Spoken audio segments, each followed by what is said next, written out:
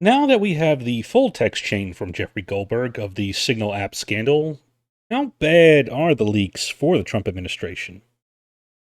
This is Kotal, and let's get into it.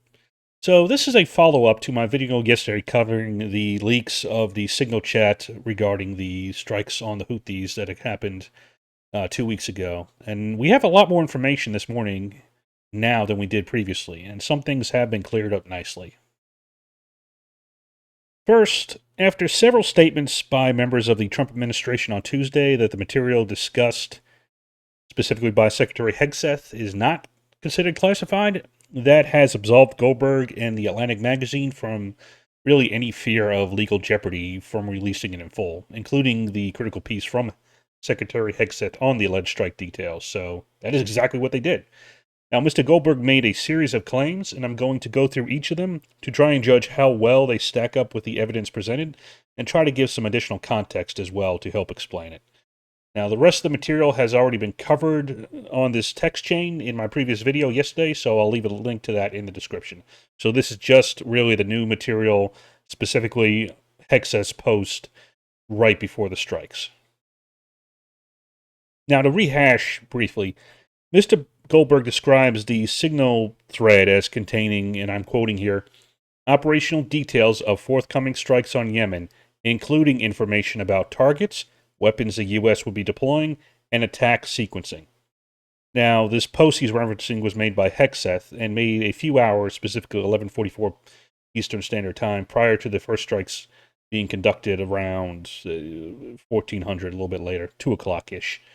So there are three main claims here by Goldberg, and let's take a look at each one, starting with his claim about information about targets. So the only information about targets listed in the post is target terrorist is at his known location. That's it. Nothing about a name or location or any identifying information at all. Now, to take Goldberg's claim really apart, his use of the plural targets is false, as it is only a single target mentioned here, just to start with. But really, to claim that the above line is information about targets, whether plural or singular, is really stretching credulity here. And there is nothing else in the text chat near anything approaching what Goldberg claims. Information about targets, target terrorist is at his known location. This is really stretching the imagination here. Now, on the other hand, let's consider if this information had leaked to the Houthis prior to the strikes at the time that Hegseth had made the post, and what could they have done with this information? Now, here there are two possibilities which makes this information actionable for them. If the Houthis knew who this individual was, as far as being a target of the strike, being aware that the target was subject to an inbound strike could certainly be used as reason to move him and foil the strikes. Now, even if they didn't have information about that specific target, if they knew that general leadership was the target, which is a fair assumption, the general warning a few hours beforehand could let them scatter or harden their leadership, even without specificity of knowing what the target was.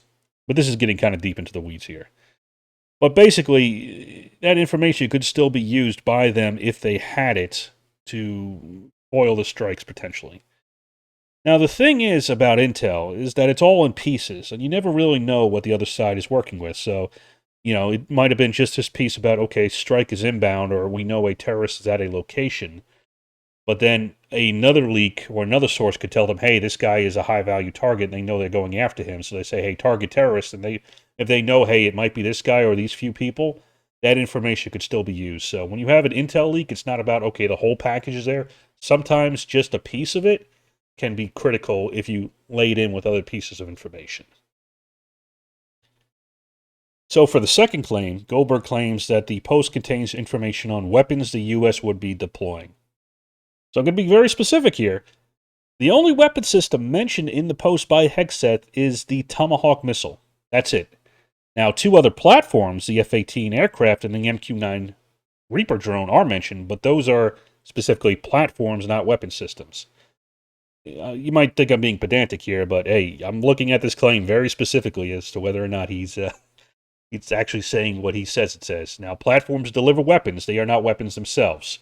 The Tomahawk missile is a weapon itself. So once more, his use of the plural here is overstretched. Weapons is what he claims. And to be frank, if you tell me that the U.S. is conducting airstrikes from a U.S. naval task force, the use of MQ-9 Reaper drones, F-18 aircraft, and shipborne Tomahawk missiles is frankly a given. Anybody with any passing knowledge of U.S. military operations could tell you that. This is rather mundane again, and the Houthis know very well what systems are being used against them, how they've been getting hit by them for freaking months. There's nothing about sensitive systems, weapons types, and new technology, or anything like that here. Once more, Goldberg oversells it, and by quite a bit, in my opinion, as to what is actually being described versus his claim about weapons systems the U.S. would be deploying, or weapons the U.S. would be deploying.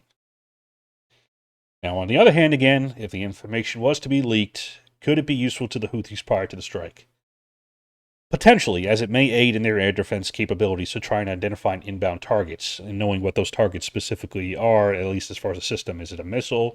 Is it a drone? Is it an aircraft? All three of those have different profiles, different capabilities, and there's different ways to handle them. So, yeah, you could use this information. And again, it's kind of a piece of a pie, but this is a hell of a stretch. And again, the Houthis know what they're facing. This is not new information to them. Now, on the other hand, the time window may give them a heads up to activate portions of their air defense system, which they otherwise would keep dormant to avoid those assets being struck themselves. Which brings us nicely into the third claim, attack sequencing. Now, this final claim by Goldberg, again, is overcooked in my opinion. There is no sequencing mentioned for what targets will be hit when, or anything like that. This is not there at all. Now, what is present is information that there will be 2 strike packages from F-18 sequenced one after the other, coupled with Tomahawk launches and the Reaper drones launched to coincide with those strikes. Now, there is a trigger that is mentioned, which refers to an HVT, or a high-value target, most likely being that terrorist he was talking about, which if they can get him at the time will mean an early launch for the strikes. Basically, okay, if we can get him, that's the start of the strikes. If not, if we can't get him, we'll hold off and hit at this specific time. That's basically what that means.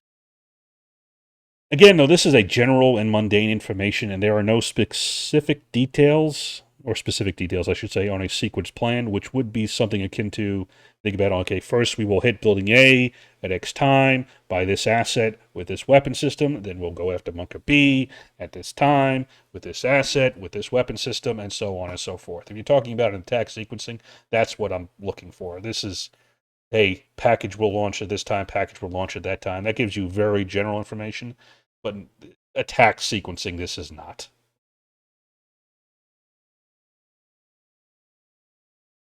Now, on the other hand, again, this information, if leaked, could be useful to the Houthis. The first is the general time frame, knowing when to activate their air defense systems. And I'm going to have to touch on this briefly, but basically, when you're thinking about air defense, if your systems are active, like a radar system or even your launcher system, if it's out, if it's primed, it's ready to go, it's a hell of a target, and it's very easy to see. So they become vulnerable for destruction themselves. So you don't want to have your air defense systems going on all the time. That is very dangerous for those systems, and they're very expensive systems. So you want to minimize your exposure, but you still want it activated when you need it. So knowing when the strikes were going to occur with even a 2-hour notice, that could be some critical pieces of information. And essentially also knowing that it's coming in 2 waves and having an idea, therefore, when it ends, that's also useful. So you know, okay, second wave has hit, strikes are over, let's get the systems back under cover and not let them get identified and potentially hit as targets of opportunity. So this could be very useful information to the Houthis in their attempt to thwart the attack and possibly destroy the U.S. assets conducting the strikes. So where does that leave us? In my view, Goldberg really oversold what he had here to the point of misrepresenting it, in my view. It's embarrassing, but classified information this is not. There was no real information on U.S. weapon systems, no real information on the targets, and no real information on attack sequencing. He really, I think, misrepresented what he had here. Not only were these, in my view, likely not classified war plans, or it certainly wasn't operational orders or anything like that, or joint targeting plans or anything like that, but his specific claims about the information appear well beyond what the evidence actually shows. However, and this is a big however, I would personally have an issue with the information released on the Signals platform from an OPSEC perspective, or an operation security perspective. That means basically making sure that your operation and leaks about information about your operation are not leaked, essentially, so that they can be used by an adversary to thwart them.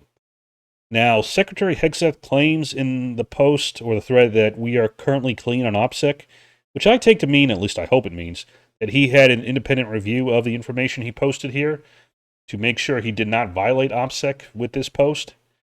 In that case, I would probably defer to that expert who looked at it and would be a lot more familiar with the ins and outs of it than I am.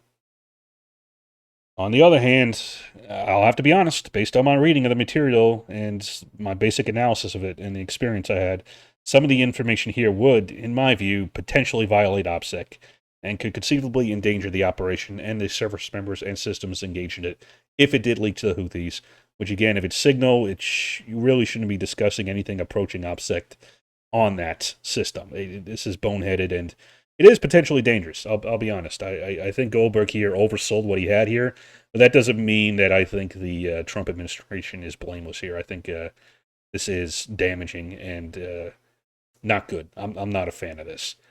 Now, again, if he had an independent OPSEC review and they say, hey, we looked at it and Kotel, you're wrong.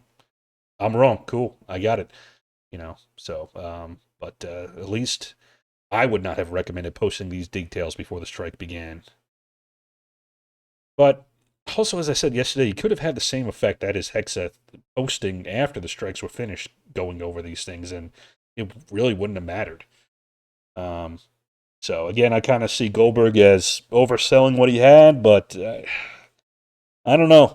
I'm not a fan of Hegseth putting these details over Signal chat, even if he thought it was somewhat secure. You never know who's listening, So you got to be more careful than this.